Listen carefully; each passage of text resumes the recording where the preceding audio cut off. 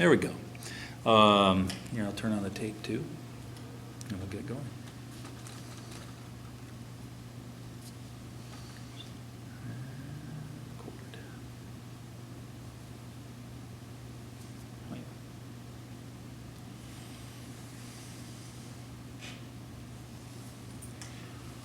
Okay, so for the record, this is Rob Campbell. I'm sitting with Arnett Dennis. It is you know what day it is today? Saturday. It is Saturday, the 27th of June in the year 2009. And we're in the basement of the classroom building at the South Dakota School of Mines and Technology.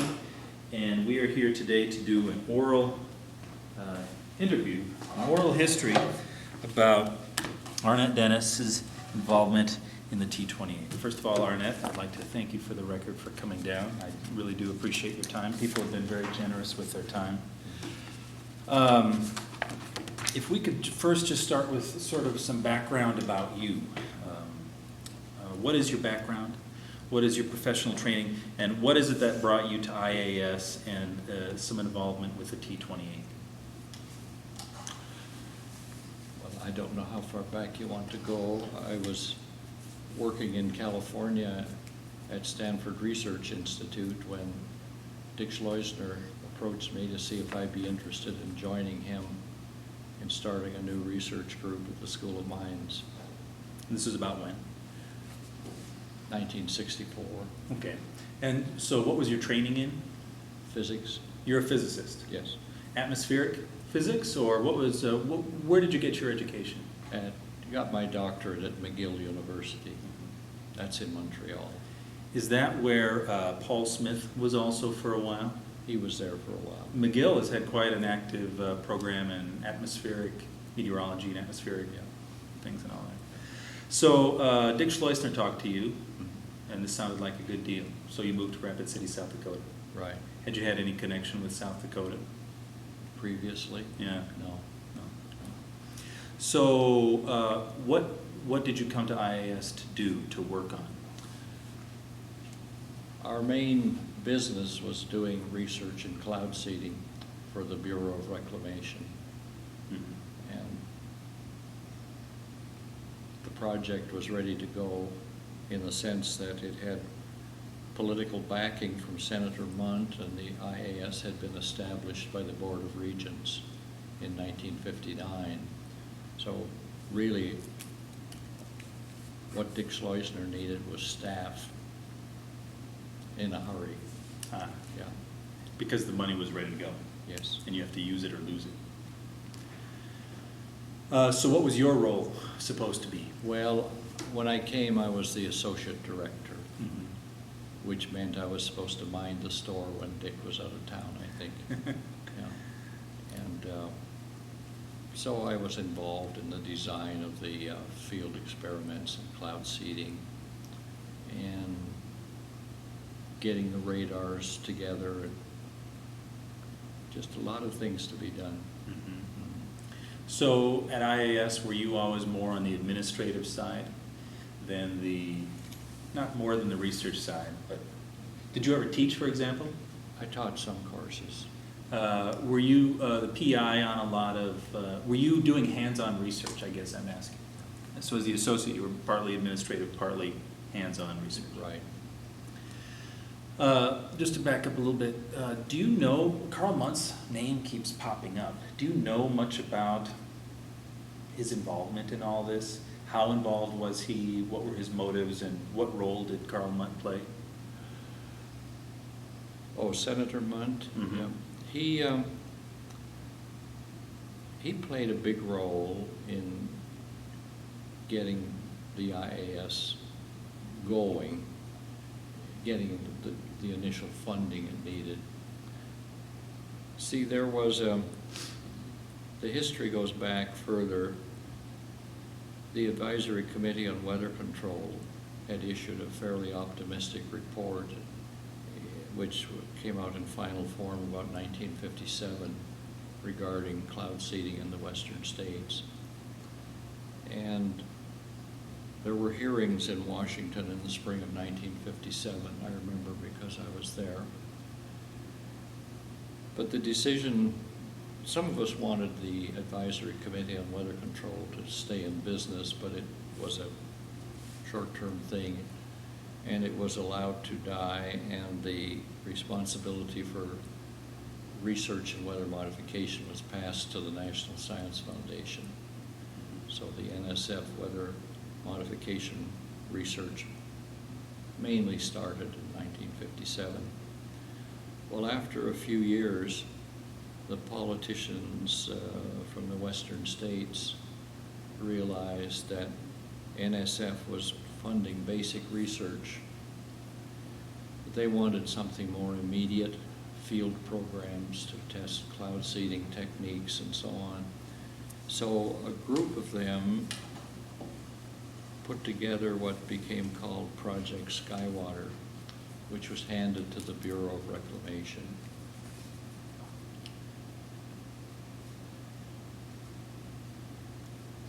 And I don't want to sound cynical. This is how you get things done in Washington. The way they got Project Skywater going was by the senators from the reclamation states all agreeing to push it. But of course, the quid pro quo was that the research funds appropriated would be spread around to the different states. And so the result was the establishment of research groups like IAS here, others in Montana, Utah, and, well, all the reclamation states, I think, eventually had some piece of the action. I see. So Yeah. that's why they formed IAS, even though it's only however many 100 miles from Boulder and all that. Yeah. Well, yeah, I think there are 17 so-called reclamation states, and we're one of them. And Senator Munt clearly wanted South Dakota to have a share in the funding. Now, the IAS had been established in 1959 by the Board of Regents, and it had some support from various people, but it was basically waiting for some serious financial support from somewhere.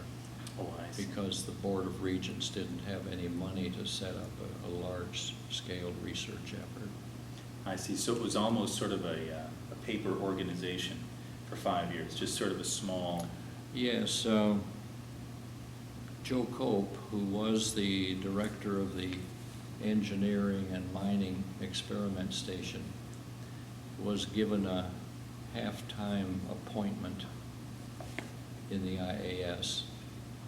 He split running the experiment station with IAS activities. And they did a few small things. A man I knew in California came here in 1964 to do a little experimental cloud seeding. Who was that? Hmm? Who was that? Forget his name. He just came here and then he went back to California in the winter. It was just a summer job for him. Now, I don't know whether you know about earlier cloud seeding ventures in South Dakota or not. A lot of big Not a whole lot. names. Feel free to tell me. Names you might recognize. Governor Joe Foss was very interested in it. Senator Munt, of course. Senator Francis Case. People. One of the names I've heard in connection with the early IAS is Vince Schaefer. Do you know anything about that connection, or? I think, well, there was a conference of some kind held here about 1959 to talk about the prospects for weather modification research in the Black Hills and specifically at Tech. I think Vince Schaefer was at that conference. I see. Yeah. Okay.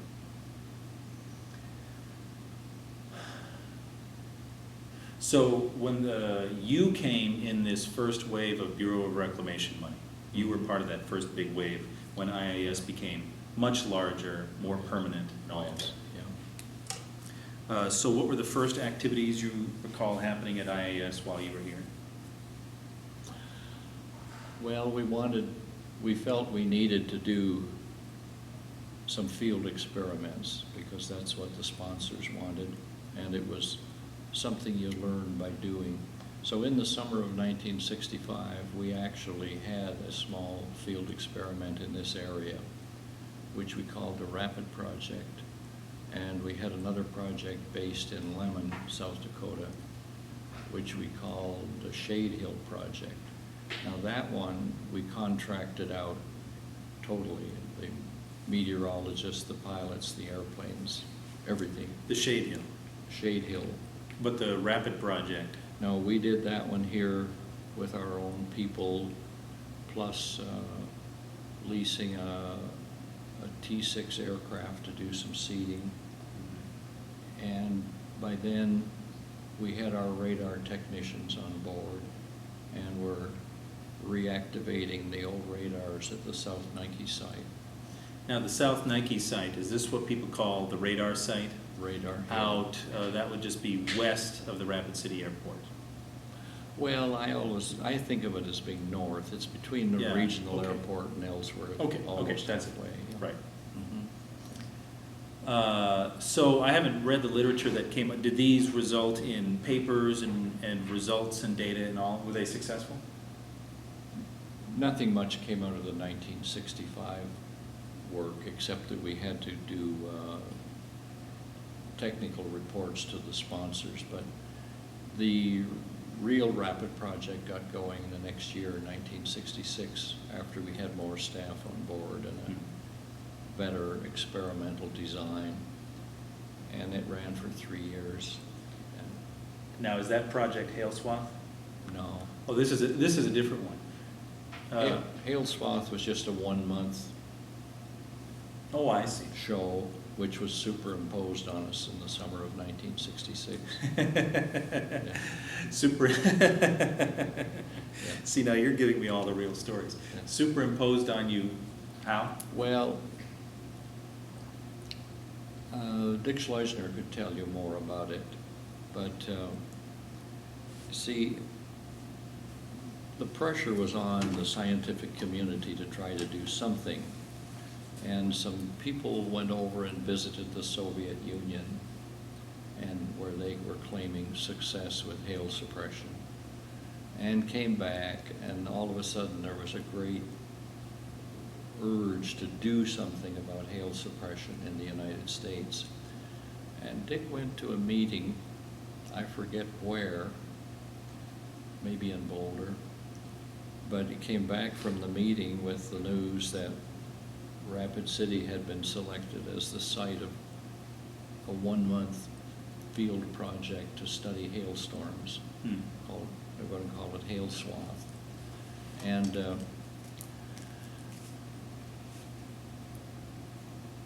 there were NSF people at the meeting.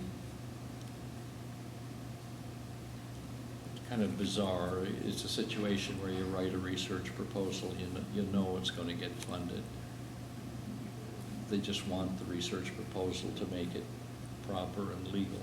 Right. But you know it's going to get funded because people all over the country were getting funds to come to Rapid City for that 1-month study. So we had people here from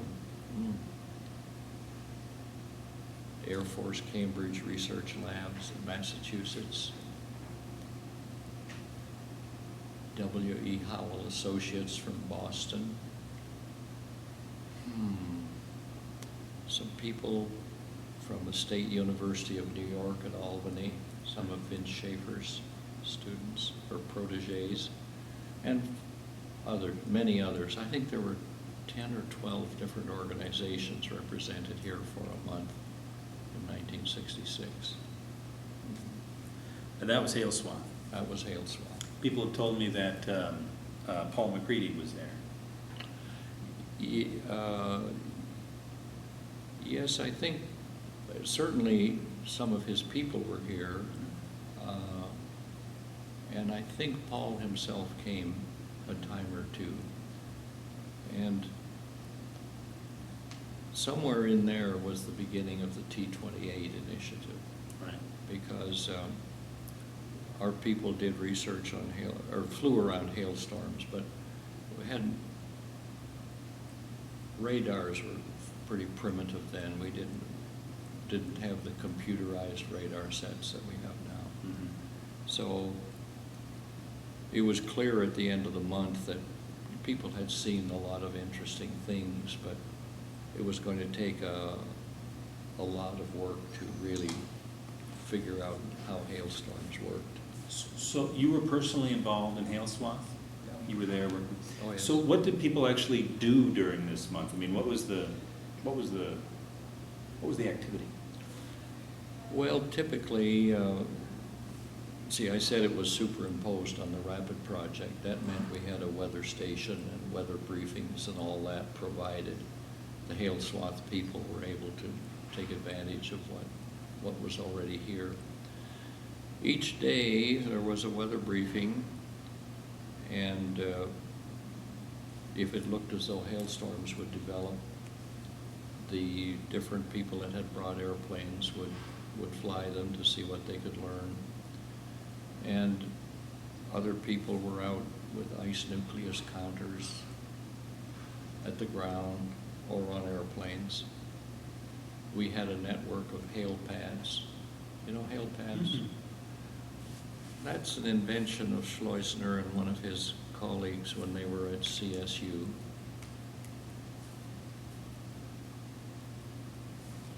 It's very simple. It's just a block of styrofoam about this big.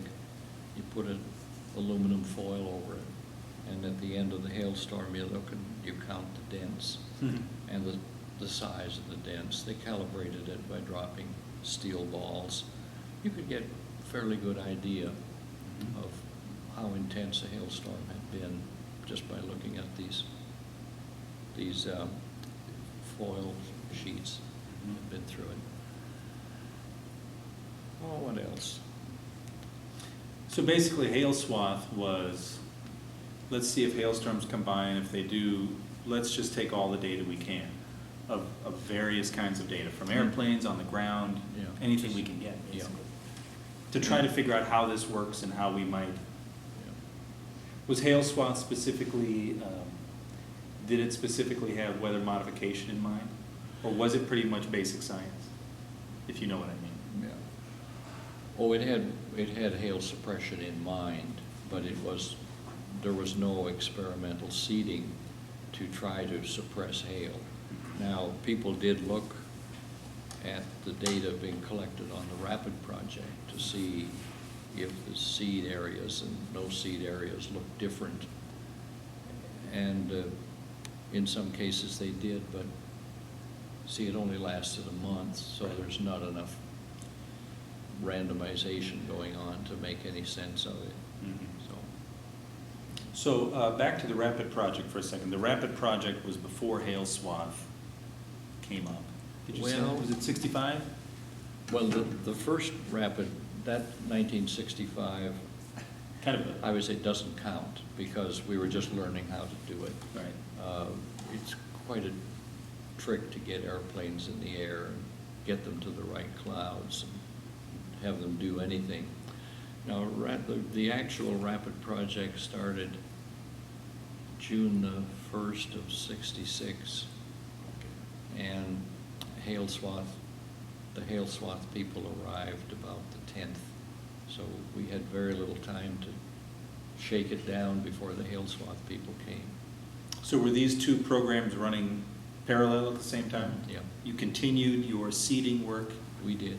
while they were all here for hail swath, even though the seeding was not the emphasis of hail swath per se. No, Okay. you're right about that. We were just looking to see if one could stimulate rainfall by seeding. Now, were you the PI for the RAPID project? Was that your project, or whose baby was that?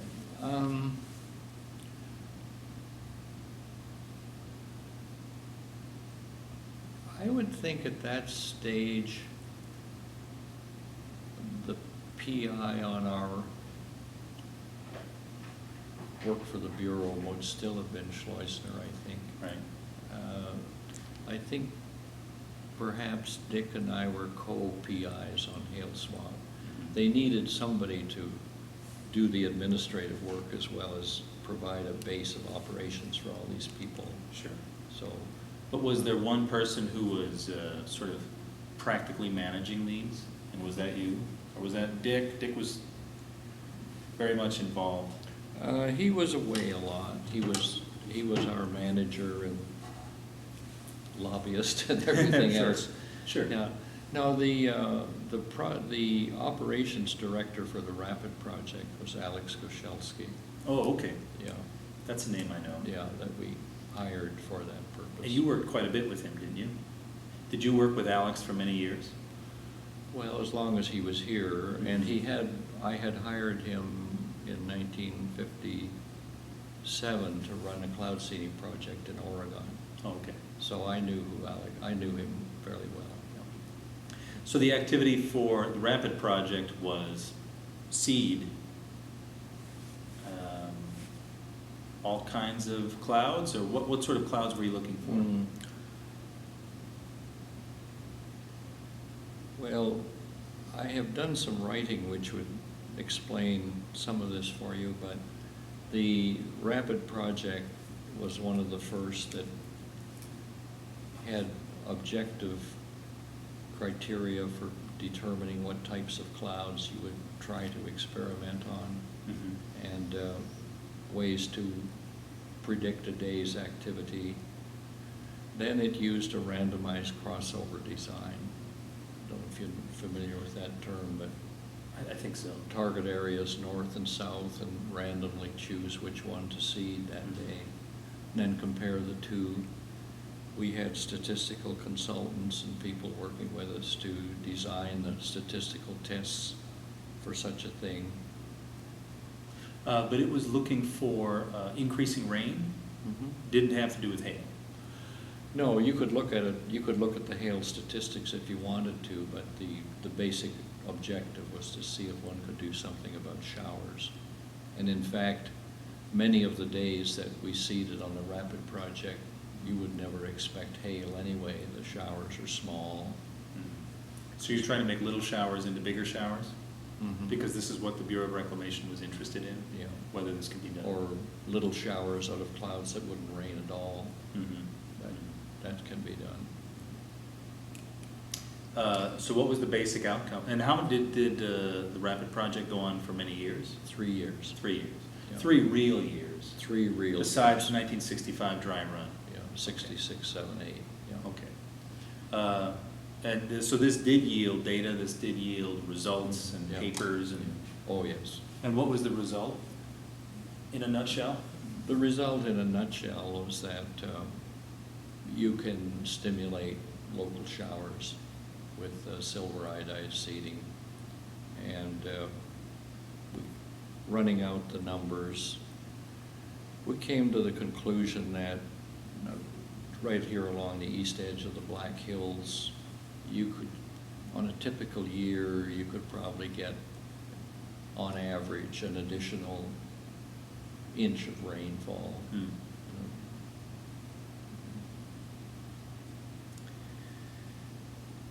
Okay. So, now we'll jump back to the hail swath and the T-28. Is it accurate that the T-28, I guess the idea for the T-28 came out of hail swath, it came out of that whole process? Or what is your understanding of how that airplane came to be put together? Well, I think the basic idea is Paul McCready's. He was involved with hail swath. And we recognized that flying around hailstorms is inherently dangerous. I know there was a C-130 brought here by the Air Force people. It went up on one of our hail swath days and got their big plexiglass dome over the top of their, there's a dome where a person could stick his head up in there and look around to study the clouds, because that was what one of the things those C-130s did. And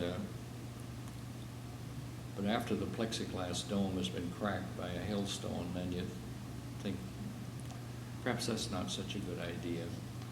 And I think it was Paul McCready, more than anyone, who had the idea what we really need to investigate hailstorms is an airplane that can fly in and around them without worrying that the windshield will be knocked out by hail or the engine will be wrecked. Now, the follow-on to Hail Swath was something that we call the Hailstorm Models Project.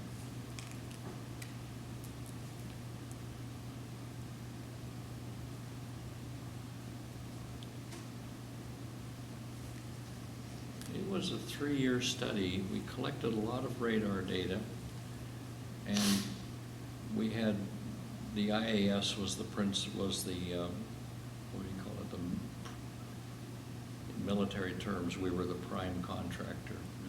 And Paul McCready's firm of, I think at that time it was called AeroVironment, started out as meteorology research, but yeah, the people can change names and Right. incorporate new companies so easily. AeroVironment. And we signed a contract with them as a subcontractor to work on the development of what we called an armored airplane. And after checking what was available, they settled on a T-28 as the most likely plane to use. But that was technically part of the Hailstorm Models Project. At first, yeah, that's Right, where it came out of that. It came out of the Hailstorm Models Project. The Hailstorm Models Project, if I remember correctly, had 3 of us as co-PIs. That would be Schleusner, myself, and Paul Smith. Have you talked to Paul yet? Yeah, in fact, I talked to both those other two. Both of them, Yeah. okay. Yeah, we were co-PIs. That would have been 67, 68, 69. Yeah, 67, 68, 69. And I do remember that the people in California were working on the plane, doing all the engineering necessary to get it modified to do these things. Well, the first 2 summers, it never came to Rapid City at all, which was okay. But on the 3rd summer, I remember talking to the people in California and saying, you know, our reputation's on the line here. This plane has to come to Rapid City and participate in 1 or 2 of our last missions. Or Oh, I see. Because, of course, I'm sorry to interrupt, but it was intended to participate in the Hailstorm Models Project. Yeah, the idea was it would take 1 or 2 years to get it ready, and Sure. then on the 3rd year, it would come here. I see. Well, it did. In about the last week of the Hailstorm Models Project, we got it here, and it flew. And got a little experience about how to send it up and route it around clouds and Mhm. that.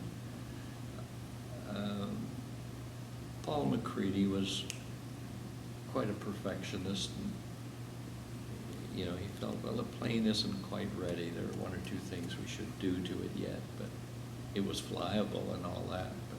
So it came. But then, from then on, we had it here, and it went through a series of accidents and engine failures and things, which you've probably heard about from Paul. But we didn't do much with it here. The nationwide emphasis went to the work in Northeast Colorado with NCAR. heavily involved, and the National Hail Research Experiment was down there. And so it got to where the T-28 was used mostly outside of South Dakota, almost exclusively outside of South Dakota. You mind if I interrupt you for just 1 second? I'll close that door for the noise. Okay. It's surprising how well the noise shows up.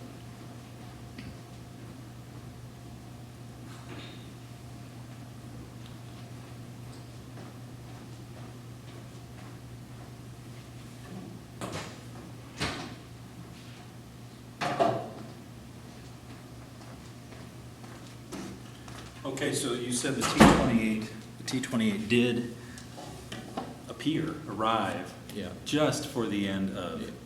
Hailstorm Models project. Yes. Because you wanted it to arrive for at least part of this Oh, project. yes, yeah. This was no coincidence that it just happened to show up for the last week of your field work. It needed to be here because basically, we had promised NSF that we would subcontract this to AeroVironment and they would do it, and so we needed it. And once it came here, it stayed here. Yes. It didn't go back for more work in California? Or Yeah, it did. Oh, it did? Yeah, at the end of the Hailstorm Models project, which, of the field season, it Mhm. went back to California, and they did some more work on it. And it was about February of 1970, I think, that we said to the AeroVironment people, okay, we're ready to take it over now, we want it here. Okay. One of my main contributions during that whole thing was figuring out how to have it be AeroVironment's airplane until it was ready and then become our airplane. Oh, legally? Legally. Who held the title, in other words? No, at first we didn't. Yeah. And of course the answer is so simple. It's an option to buy. Sure. And so we held the option, and about February of 1970, we paid AeroVironment $1 and said, bring us the airplane. You exercised your option. Yeah, we exercised the option. Then they had to give it to you. Yeah, It's your plane. yeah. And in fact, well, no, they didn't bring the plane to us. We hired a pilot. Sure. Who went to California and ferried it to Rapid City.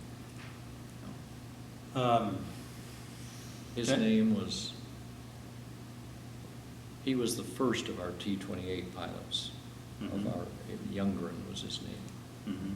Maybe you've heard of Bud Youngren. Mhm. Yeah, he's, Lawrence, I think, was his real name, but Bud Youngren. Did you know Bud Youngren well?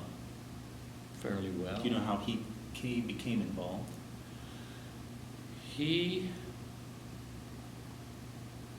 When I first met him, he had been hired to fly on one of our projects up north, not by us. I think, let's see, the Naval Weapons Center out of China Lake, California was involved in one of our projects one summer. I forget who Bud was actually working for when he was flying up there, but we knew him, and so we hired him to be the first T-28 pilot. Hey, and just in general about the Hailstorm Models project, this was clearly a follow-on to the 1 month hail swath. Yeah. It was doing fairly similar things, but on a Mhm. more Yeah. long-term basis. Yeah. Yes, we had other people besides AeroVironment involved, of course. We had Atmospherics Incorporated from Fresno, and a group from Colorado. People shuffled from one firm to another. I'm trying to think of the name. There was a man named Bill Carley brought a plane up, and I forget who he was working for at that time. And we did a fairly good job of mapping the inflow regions. We knew how much air was being processed in a typical hailstorm and how much rain and hail was coming out of it, to look at precipitation efficiencies and so on. And of course, we were collecting lots of radar data, so you could see how the things evolved. And what was your, I don't know, field of specialty in all this? Were you a radar guy or a seeding guy, or did you have sort of, you know what I mean? Well, What was your particular involvement or interest in? well, I followed all of that. Mhm. I remember one time I went out to the radar station during one of our summer field projects, and one of the students who was working for us as a summer employee said to me, "What do you do?" And I said, "Well, it's a little hard to say, but wrote the research proposals, Sure. co-authored on the final reports, that sort of thing." And you were personally working on both Project Rapid and the Hailstorm Models project as they went on? Because IAS was obviously running several projects at once, right? Oh, many. And then in addition, of course, besides the field projects, there was the numerical modeling group doing cloud modeling studies Mhm. and a cloud physics lab. Yeah, I was going to ask about the modeling, because it says Hailstorm Models project. So was modeling, as I think of it, computer modeling? Yeah. Is that what they mean by that, Hailstorm Models project? Yes, well, there are the computer models, there are also conceptual models. I see. And, yeah, we were just trying to get a handle on what is a hailstorm like. Mhm. And we did things that wouldn't be immediately apparent, like modeling with a computer the growth of an actual hailstone inside a cloud, Mhm. seeing how that varies with different water concentrations and temperatures and so on. And when I think, excuse me, go ahead. When I think about modeling at IAS, I think about Harry Orville, right? Yeah, well, Was he sort of the head of the, he was the head of the numerical modeling group. right? Yeah. Was he involved, were the modelers involved in all of these projects? Well, we wanted to, our idea was to bring everything together, but initially, we just had to start where we were, and start working. The modelers, as the models developed, were able to give us more clues about things we might look for.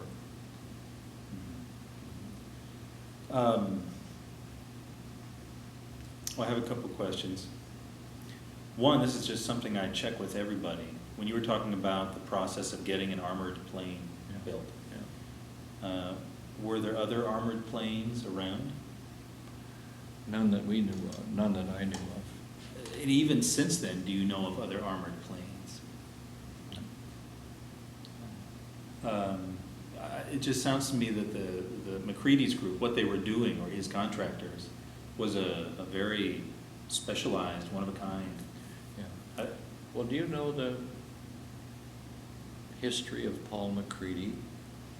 I know some of it. I'd like to hear it from you, though. He and his group built an airplane that went across the English Channel under human power. And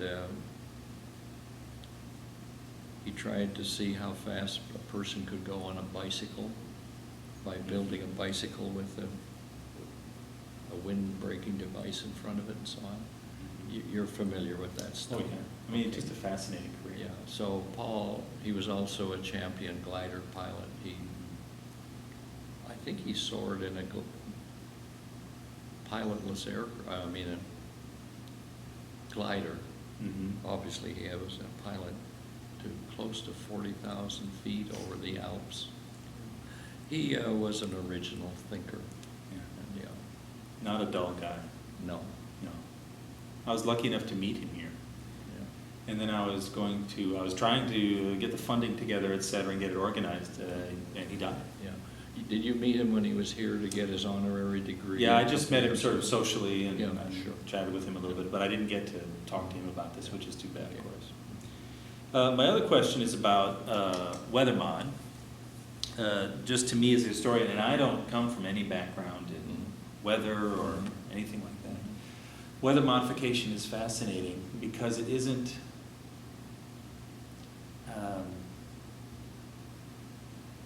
if you just talk to 100 random Americans, a lot of them would think that weather modification was just some discredited quackery. That's some old-fashioned notions like using atom bombs to build canals. And then others a few would tell you, oh no, this is very solid science and this is real. And it's had this sort of funny, at least in the popular mind, it's had this funny sort of double personality for a long time. And so you have the weather mod skeptics and you have the weather mod, I don't know what you call them, the optimists and the pessimists, or the believers and the skeptics. You know what I mean.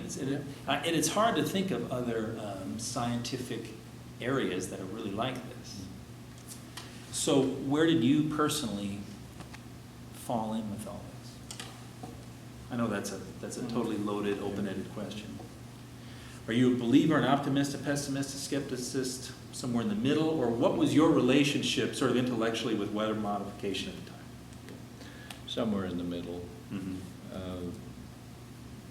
I think there's been a tendency to expect too much from it.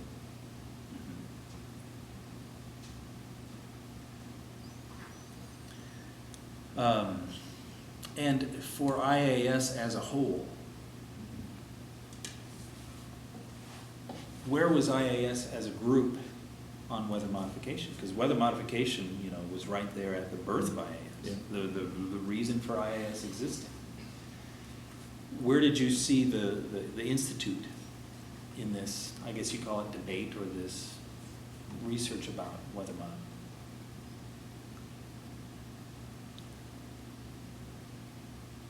We were probably more optimistic about it than some research groups which never attempted field projects themselves.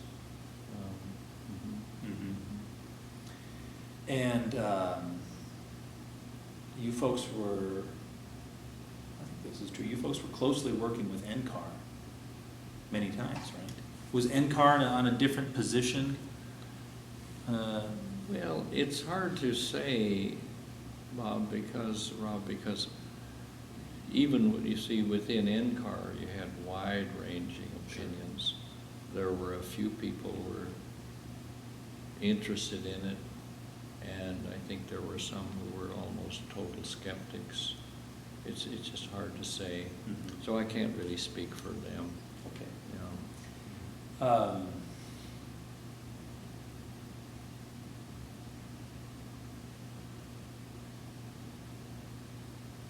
When the T-28, so let's go back to, I guess this would be 1969 or so.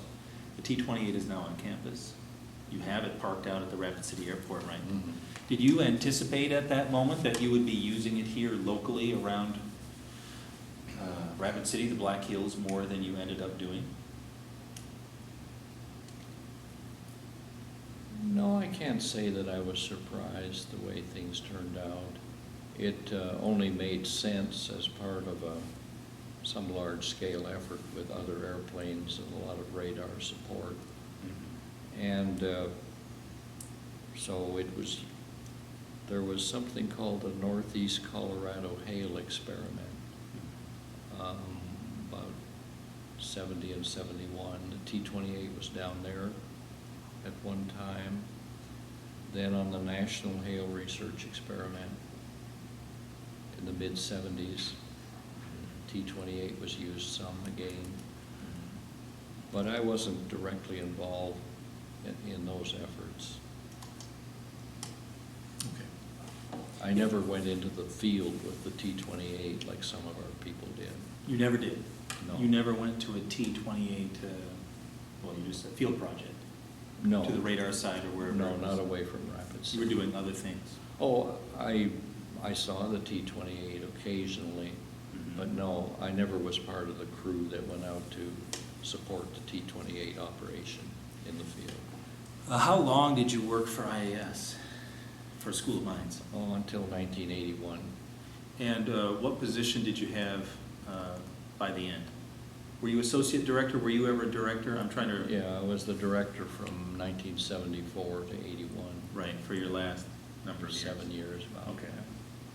And you were associate director before then? Yeah, but don't worry about it. The titles got scrambled a bit. Oh, I see. About 1971, 70 or 71, I told Schleusner I wanted to do more of the research and shuffle off some of the administrative stuff. And by that time, we had Jim Simmons on board. Okay.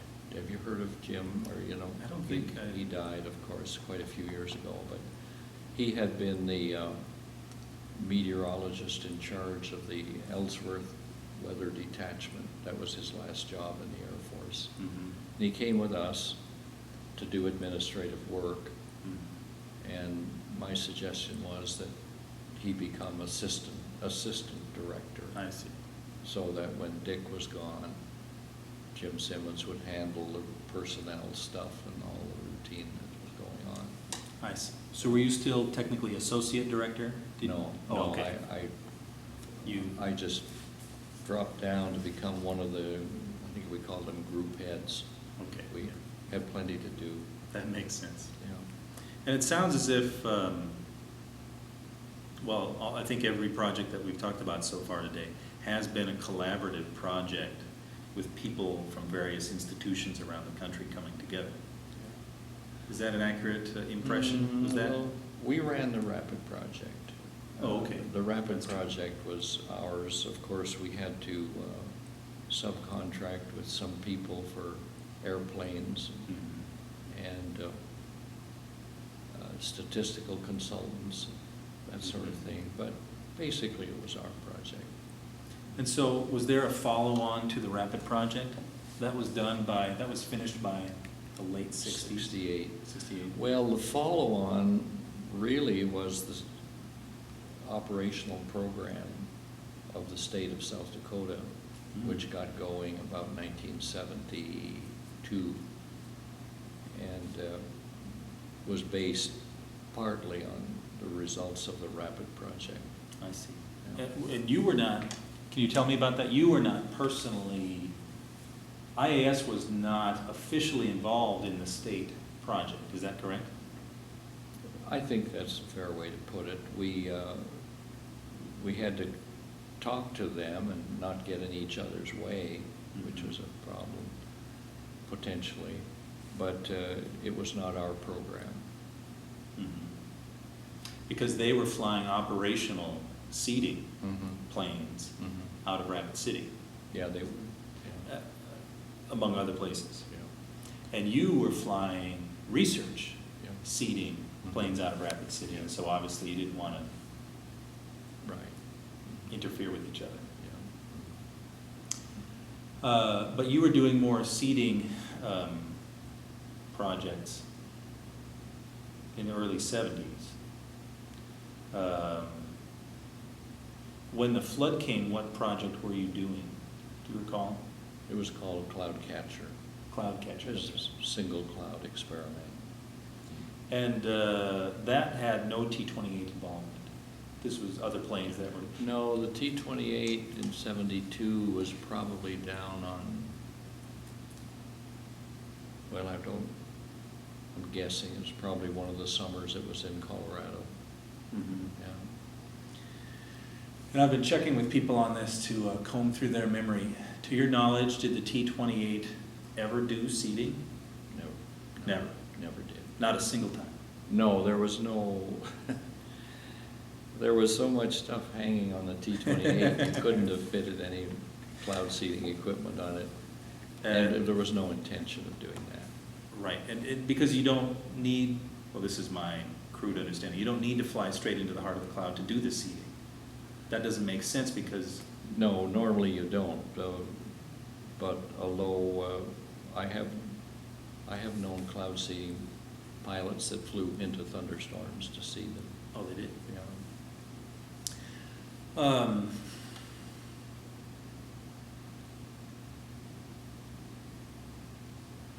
So, just again to check, because it's interesting, people say, so is this a weather mod article you're writing? And I said, well, not exactly, but the weather mod is sort of this issue right alongside the T-28.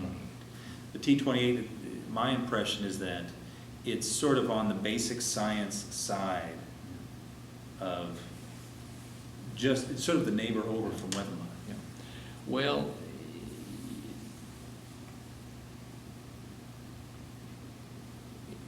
I mentioned that NSF tended to do basic research. Right. And that some of their congressional sponsors wanted them to be more active. Well, a lot of people in NCAR were opposed to the idea of NCAR even getting involved with cloud seeding research at all. And, I'm sorry, and you said, who was this, who had this position exactly?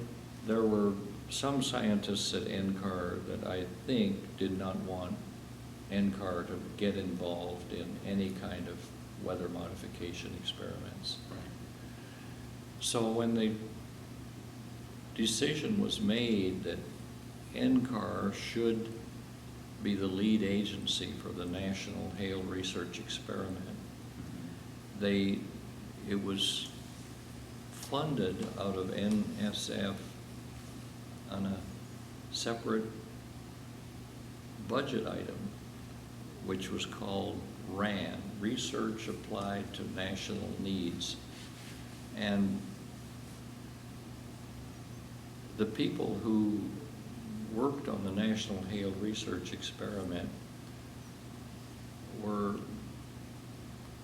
a little to one side of the main thrust of what NCAR was doing in those years. There were some people who felt NCAR should not be involved at all.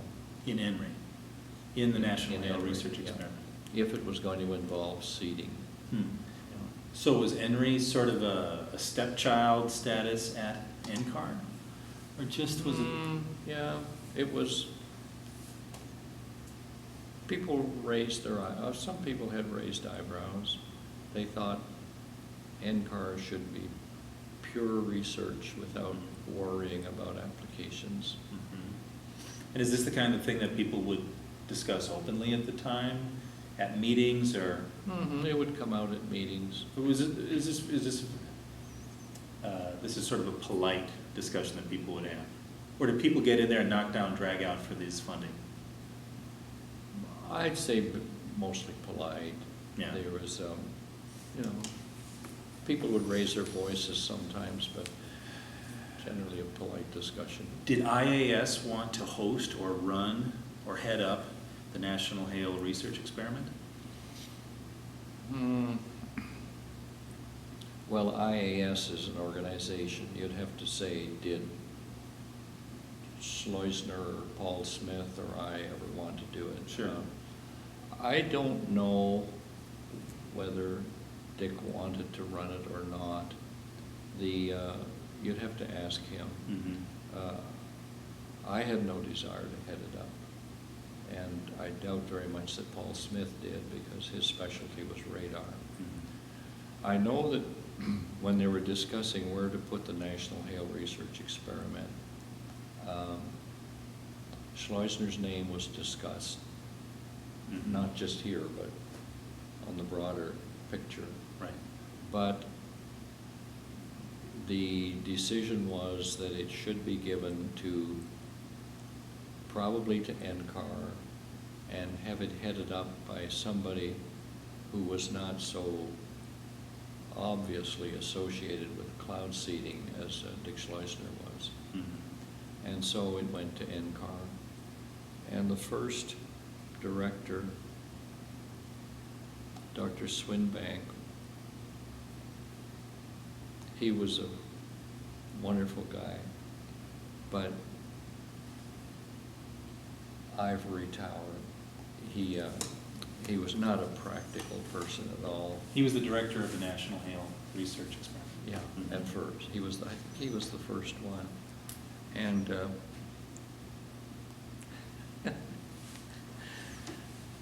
probably should get you to turn the recorder off for some of this, but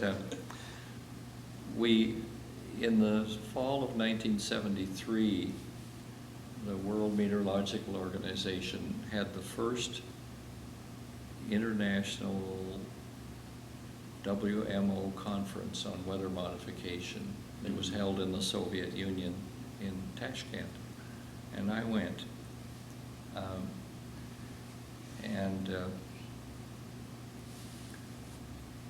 Bill Swinbank didn't come. And some of the Russian speakers, I remember in discussions and in giving their papers, lamented the fact that the director of the American National Hail Research Experiment didn't take the trouble to show up at their conference. Well, I didn't think too much about it, but it just happened that 2 or 3 weeks later, there was a conference down in Nice in France on the Mediterranean, International Union of Radio Meteorology. And I was going to take that in on my way home from Russia. And so I was there on the first day of the conference. I looked, here's Bill. Bill Swinbank showed up. And I was kind of surprised, and I said, what brings you here?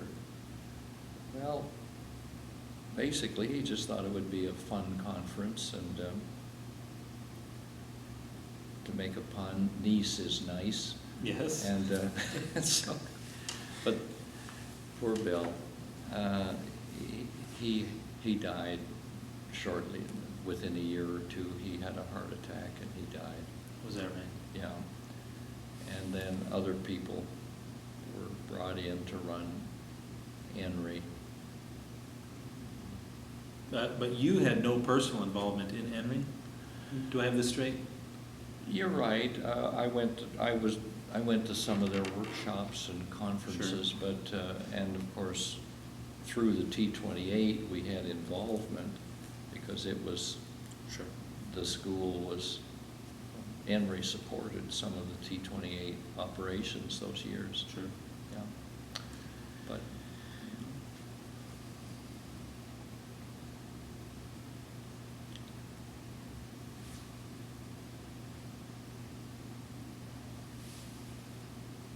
Okay. Oh, I know what I wanted to ask you about. Let me just check the tape. I think we had plenty. Okay. The Russians. What exactly was that relationship, I guess, between the American atmospheric research people and the Russian atmospheric research people? Can you just sort of characterize that, talk about that? well, again, you have individuals on both sides.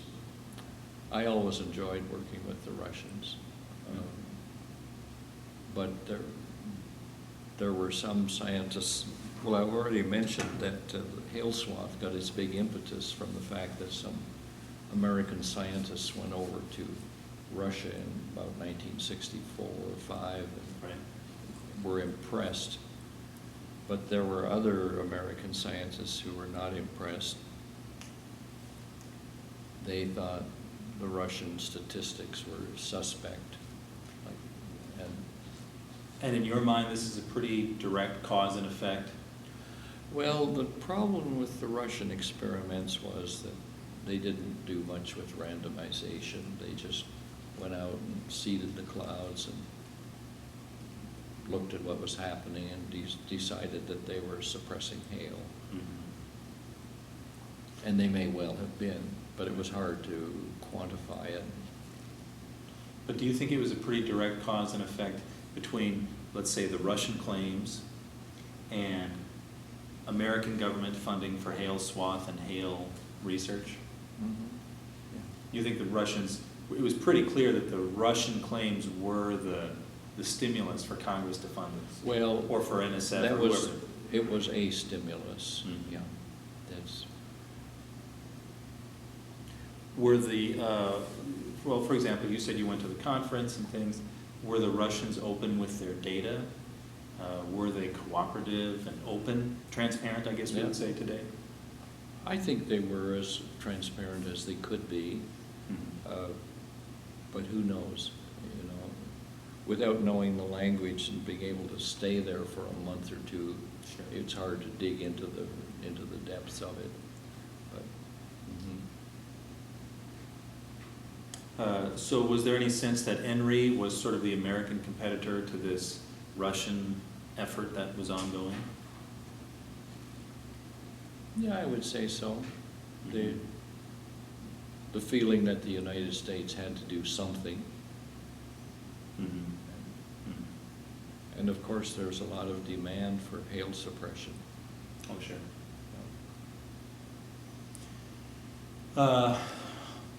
Let's see. So the 72 flood, were you the PI on Cloudcatcher? Was that sort of your baby? Yeah, my tape just stopped. Let me just switch tapes.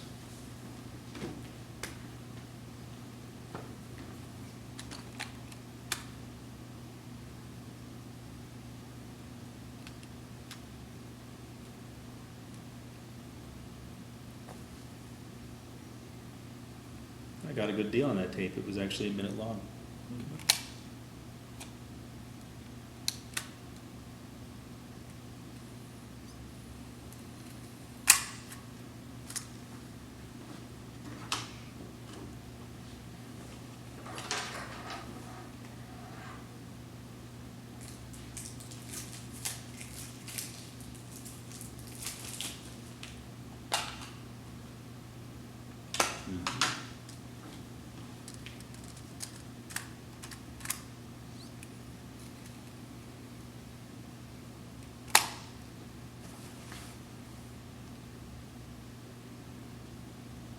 Okay, so this is take 2 of 2.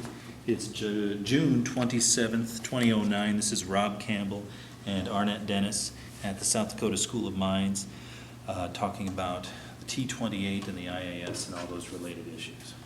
And so I just brought up the flood.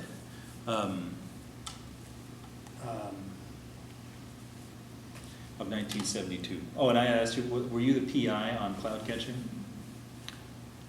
Well, it was just part of our total effort under the contract with the Bureau of Reclamation. Oh, I see. And I think it probably was Dick Schleusner and I as co-PIs, not sure. So the Bureau of Reclamation funding obviously lasted that long. This is now, well, what's that, 8 years later? Yeah, we had a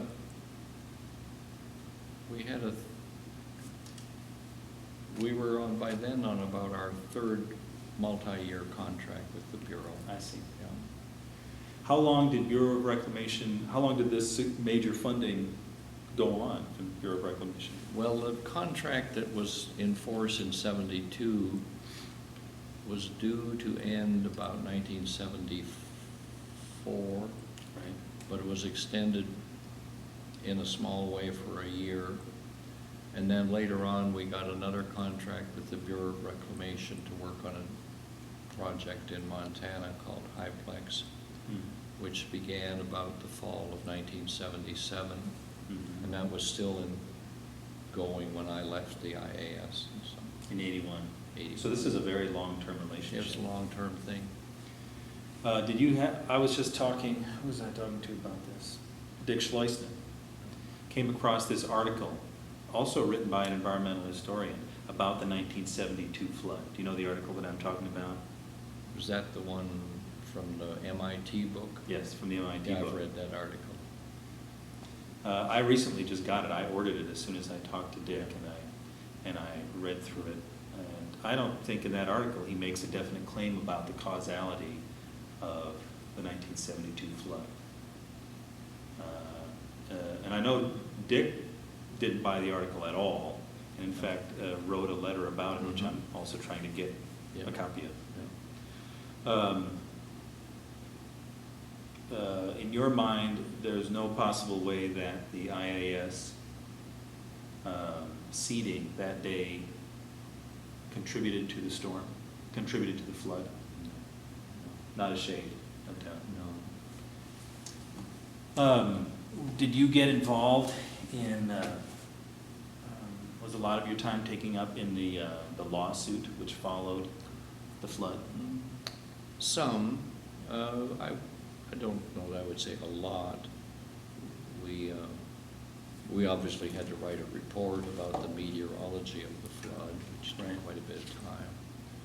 And the lawsuit was just one of those things that you'd spend 2 hours on it here and there, but it wasn't a big time-consuming thing. I suppose they deposed you and you gave your testimony and things like that, or not even? No, the government's defense against the lawsuit was mostly based on technical grounds. I see. The issue of causation never was brought up in court. Oh, you mean legal technical grounds, not scientific technical Right, grounds? Oh, I right, see. it's legal grounds. I see. Who has the right to sue the US government? Oh, I see. Who doesn't, I and see. things like that. So it never really even delved into the science of, No, we briefed a number of lawyers and insurance executives and people like that about the basic science. And, but it never got to the point where anybody was deposed about that, as far as I know. I see. Was there, trying to think of the right word. Did the flood affect funding for the research? Did it affect the research itself? Did it affect IAS in other ways? I think it affected us. The Bureau of Reclamation people after 1972 kept control of their projects more closely within their own staff. For example, I mentioned the Highplex project, High Plains experiment in Montana, in which we were engaged, but it was Bureau of Reclamation people who acted as operations directors. Oh, I and see. Things of that kind. And did that happen pretty soon after the 1972 flood? Well, we were coming toward the end of we had a large contract which began about 1969. We're moving toward the end of that. And so we were winding down in a sense. I don't know whether we would have seeded any clouds in 1973 or not if there had been no flood. It's possible we would have. But to get proper use out of your data, you really should stop the experiment at least a year before the contract expires and just spend your time Oh, I see. going through the data and making as much sense of it as you can. As it worked out, you did no seeding in 73.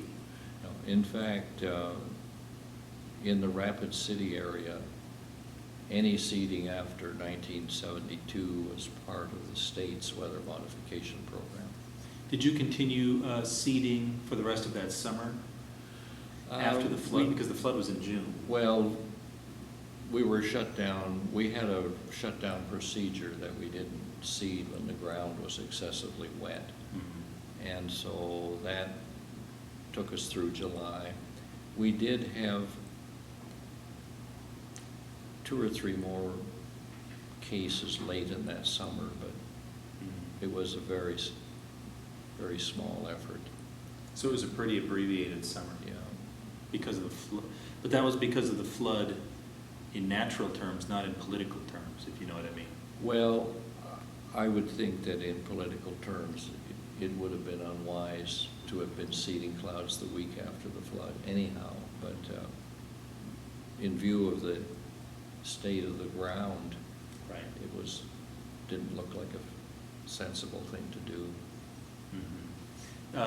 Did IAS get, I guess, blowback from the regions, from the state government after the flood? No, the governor the governor's office issued a statement the following week. It was basically saying, I've been assured that the seeding did not cause the flood, and we don't want people spreading rumors. So it's done.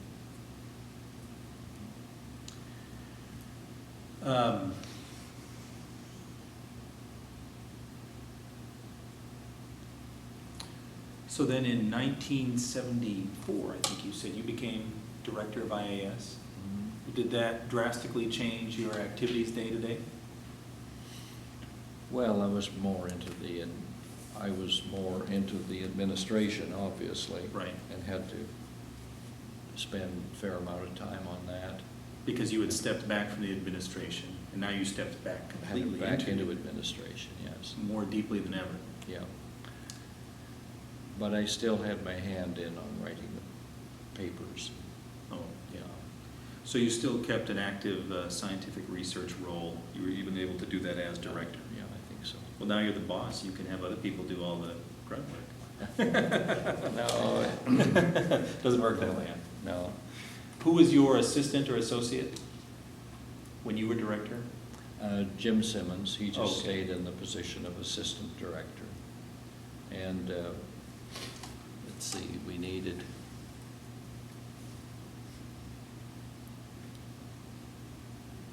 trying to think now who took on, we did some reshuffling of people,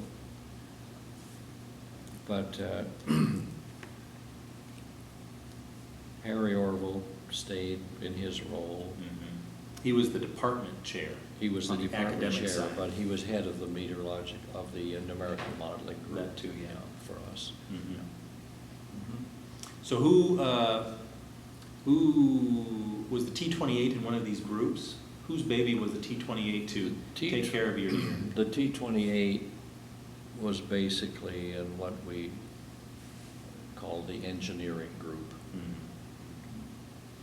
And this is all before NSF set up the ongoing facility, the T-28 as an ongoing facility. In other words, during your tenure as director of IAS, the T-28 was supported by the experiments that it was doing every summer. Well, Is that right? basically, that's right. We had to basically get a project every year to keep the T-28 airworthy. And it was not as good of an arrangement as what later evolved when NSF decided to support it as a facility. And you managed to do that every year. Yeah, we did. It was not the most satisfactory arrangement, though, because it left an uncertainty in our funding. Well, it's the classic problem of soft funding, right? Yeah. Is that you live by whatever you hunted that day, Yeah. and you have no job security of nice hard funding. Now I'm trying to remember the exact dates. You were the director, I believe, when the T-28 went to Switzerland, or was that just after your time? Well, I was the director of the year it was supposed to go to Switzerland, There you go. but by the time it actually got there, I was gone. I was away. Where did you go after IAS?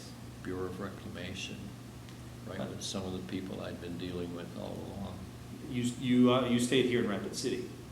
No, when I went with the Bureau of Reclamation, we moved to Denver. Oh, I see. I worked out of the Denver Federal Center. And how long were you there? See, Marilyn would know.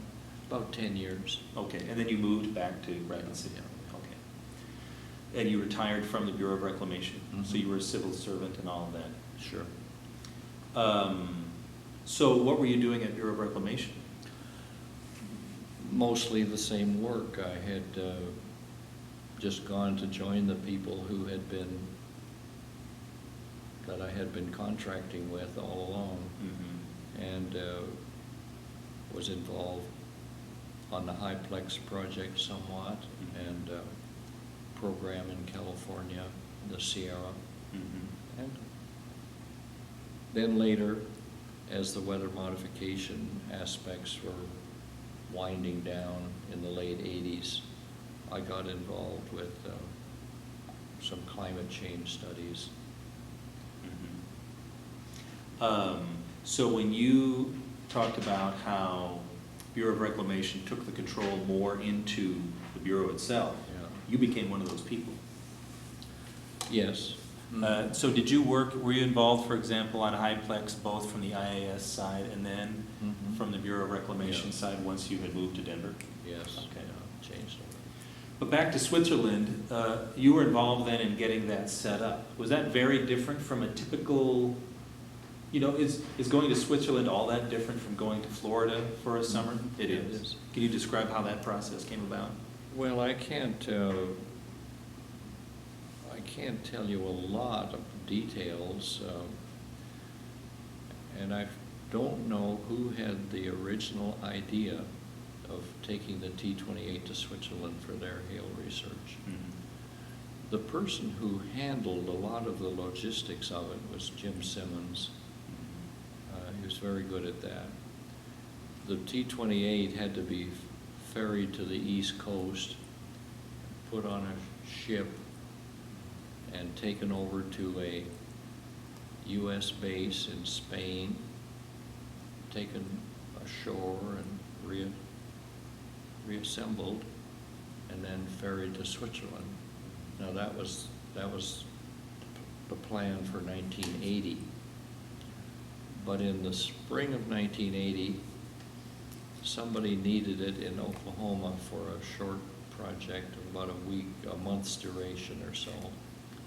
And while it was there, our pilot made a bad landing on a short runway and damaged the plane. So it wasn't able to go to Switzerland that year. And it went over in 81, by which time I was gone. Okay. Yeah. So it was just in that transition. Yeah. So did you have much interaction, just going way back, with all the pilots? Did you know them all? I suppose as director, you were their employer, right? Yes. Was it Yeah, your responsibility to I- hire the pilots, or was that really someone else who practically did that? Well, it was mine. Of course, I would work with Paul Smith and other people in analyzing this. Bud Youngren didn't work out quite as well as Dick Schleusner had hoped. And then we hired Wayne Sand, and Schleusner was still director when Wayne Sand came. And then he left about 1970,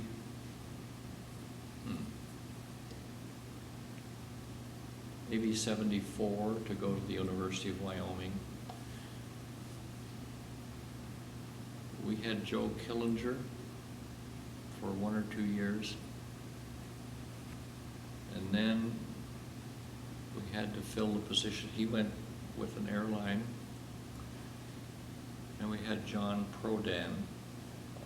I was directly involved with hiring John Prodan, Prodan. And it was John Prodan who had the problem at Oklahoma, In right? That you were Oklahoma. just talking about.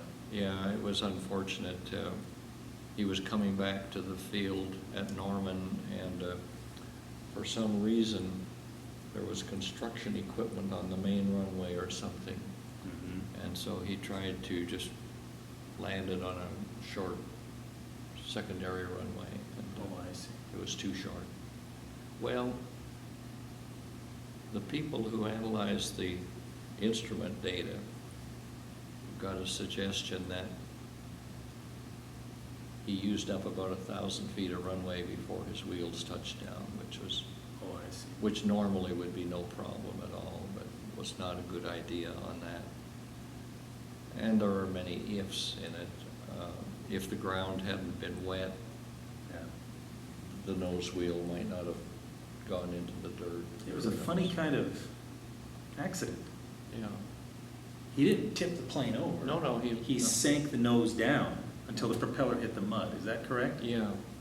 Yeah, well, what happened was he had all his wheels down.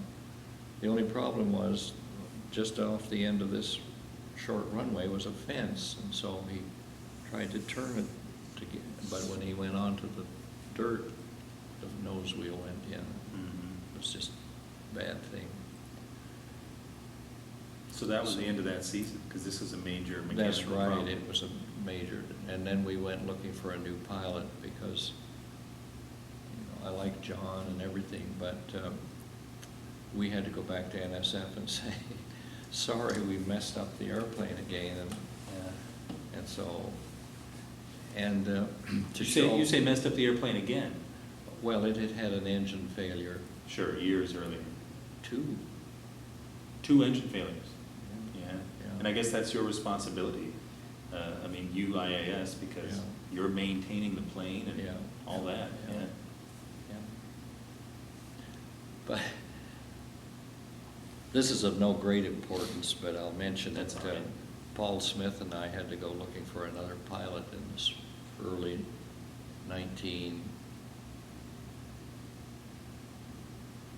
late 1980. Mhm. And by then, equal employment opportunities was a big thing, and we advertised all over, and got some strange letters from people wanting to fly the T-28. Anyhow, we came up with a candidate who was just ideal. He had experience flying for airlines. He was Native American. Mhm. He just was a gem, and so we made an arrangement that he would join us in the spring of 1981. Mhm.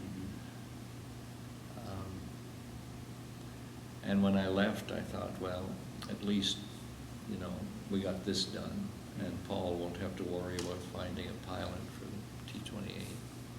And about a week before the guy was supposed to come here, he went mountain climbing in California with one of his kids, and he broke a leg. And so So he's out for the season. so then Paul was right back to square one, had to start looking for a pilot again for the summer. Oh, yeah. Well, I was just glad you didn't tell me that he died. I thought. No, he didn't die, but he broke a leg. Anyway, Okay. yeah. Oh, so then after John Prodan, well, that was after you left, and so. Then I think I'm trying to think who that was then. that might be when they got Mr. Vine. I'm not sure now, It sounds about right. but it sounds about right, yeah. Okay. Yeah. I'm looking over my list of follow-up questions here. How'd you like working for the Bureau of Reclamation, by the way?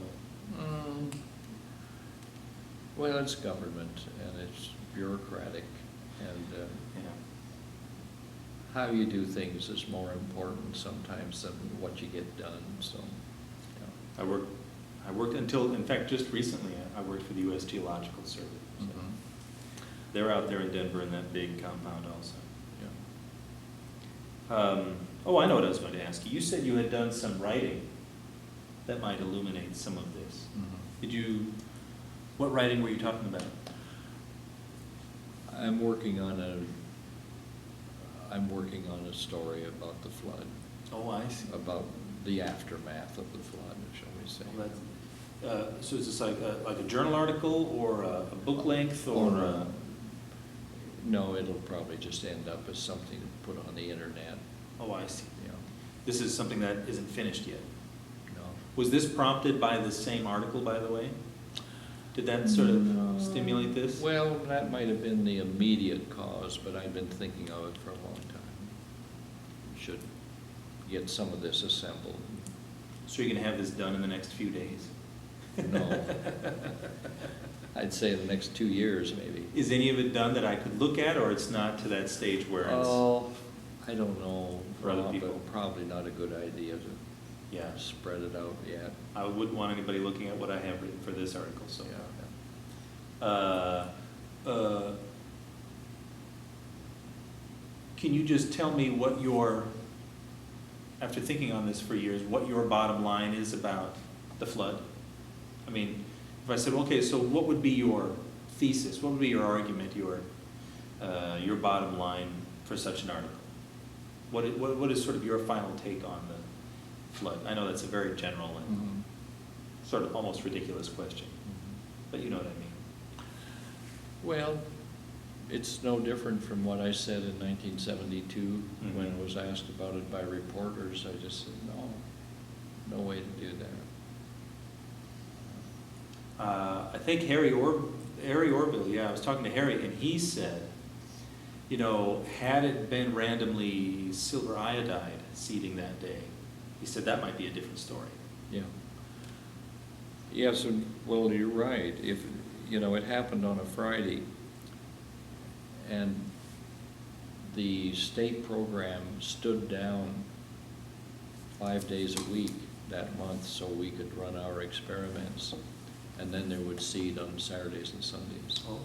So if the flood had come the next day, the state probably would have done extensive seeding with silver iodide during the day in advance of it. And that would raise some more questions.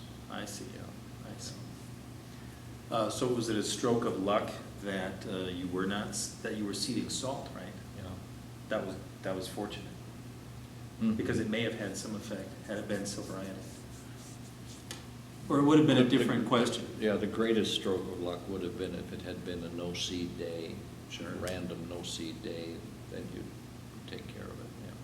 Were these evenly distributed 1/3 of the days? You would not see? No, that was the first cloud catcher. Things evolved. So by this point, you still did have no seed, salt, and silver iodide days? Yeah, but we were using cloud models to decide what would be the most appropriate seeding agent. Oh, I see. And the Bureau people had asked us to emphasize the salt seeding I see. because there were people interested in it in Texas and Oklahoma as well as up here, so. Okay. There was one more thing I wanted to ask you about the state program. Did the flood impact the state program? I know you weren't in the state program, but just being around at the time. Did it impact the state program more than the research program? Didn't seem to. Oh, it didn't seem to either. No, they went on for a couple more years. I see. Yeah. All right, is there anything else that you feel I don't know? Well, there are thousands of things I don't understand about the T-28, but is there anything else that you wanted to tell On me? the T-28? No, I don't think so. Overall, you know, it had this 30-year career. How did you view this career? Was this a smashing success, a surprise, no surprise at all, a disappointment, or where would you put that? You mean the T-28? The T-28, right. Well, it had a lot of bumps in the road. You know, twice it was set down on a highway because of engine failure. But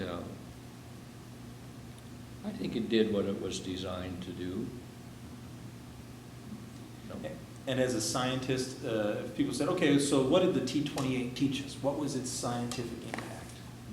What would you say to that? It's a fair question, right? NSF Yeah. gave a lot of money. And you say, Yeah. well, what did the scientific world get back from the T-28? Well, there are other people better qualified to answer than Sure. I am, but. But this is one of my stock questions just, for just an everybody. example, just as an example of one thing. There were people in as late as 1970 were looking at hail forming in clouds and thinking that it formed at temperatures not far below the freezing, like Mhm. -10 Celsius, where there's lots and lots of rainwater and cloud water. In fact, the Russian hailstorm model talked about accumulation zones of supercooled water, which could be not seeded with artillery shells and the like. And that was the basis for the seeding on the Swiss experiment. The Swiss experiment was based on the Russian ideas. When the T-28 got to Switzerland and flew through some of these so-called accumulation zones, didn't find very much supercooled water. Most of the radar echoes from hailstones. And this is the same as the big drop, the so-called big drop zone. Is that right? Yeah. Yeah, okay. But it's not so, Just not true. or at least not in the storms that T-28 flew through. And the Soviets, as far as we know, never had a penetration capability like the Oh, T-28. No, No. I don't think so. No. No. All right. Well, Arnett, I want to thank you very much today. I do appreciate your time. It's Okay. been very illuminating, as I said, and I enjoyed talking with you. Do you have a business card? I do. I have a business card, and I also have something for you to sign here. Let me just click this.